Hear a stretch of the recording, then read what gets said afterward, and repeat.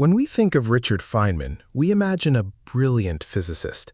But mathematicians also know him for a specific cheat code, Feynman's trick. Discovered in an old textbook at MIT, he used this forgotten 17th century technique to solve impossible equations in his head. Formerly called differentiation under the integral sign by Gottfried Wilhelm Leibniz, today we will explore how to use this beautiful math to cheat the system. Let us face the beast. Imagine you are given this seemingly impossible problem. The integral from 0 to 1 of x squared minus 1 divided by the natural logarithm of x with respect to x. Traditional single-variable calculus hits a brick wall here.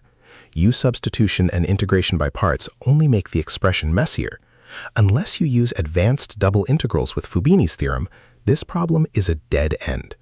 But this is exactly where Feynman would smile, ignore standard procedure, and apply his trick. The core of the trick relies on the Leibniz integral rule.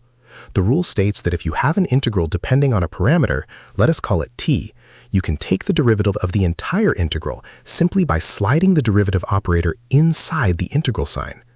By changing the order of operations, differentiating first and integrating later, we can fundamentally alter the structure of the integrand and destroy the obstacles blocking our path.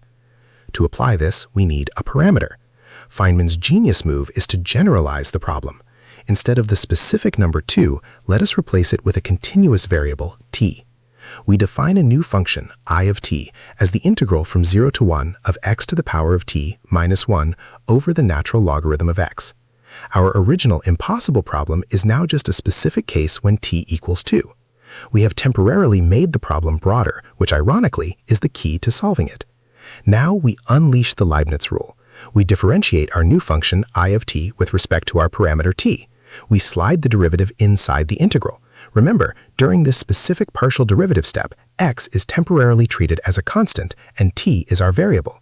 The derivative of x to the power of t leaves x to the power of t multiplied by the natural logarithm of x. And here is the magic moment. The natural logarithm of x in the numerator perfectly cancels out the problematic natural logarithm of x in the denominator. Look at what is left. The nightmare denominator is gone. Our differentiated function I prime of t is now just the integral from 0 to 1 of x to the power of t with respect to x. The power rule tells us that the integral is simply x to the power of t plus 1 divided by the quantity t plus 1. However, mathematically, this only works if our parameter t is strictly greater than -1 to avoid diverging. Evaluating this from x equals 0 to x equals 1 simply yields 1 over the quantity t plus 1. We have found the derivative, but we need the original function I of t. To get back, we must reverse the process by integrating 1 over the quantity t plus 1 with respect to t. This gives us the natural logarithm of the absolute value of t plus 1. But remember your Calculus 101. Whenever you perform an indefinite integral, you must add an arbitrary constant of integration, c. Our function is almost complete. I of t equals the natural log of t plus 1 plus c. To find the exact value of c, we need a known value. Let us look back at our generalized integral I of t. If we plug in t equals 0, the numerator becomes x to the power of 0, which is 1, and 1 minus 1 is 0, making the entire integral equal 0. Plugging this into our equation, 0 equals the natural log of 0 plus 1 plus c. Since the natural log of 1 is 0, we find that our constant c is exactly 0. With c equal to 0, our generalized function is completely solved.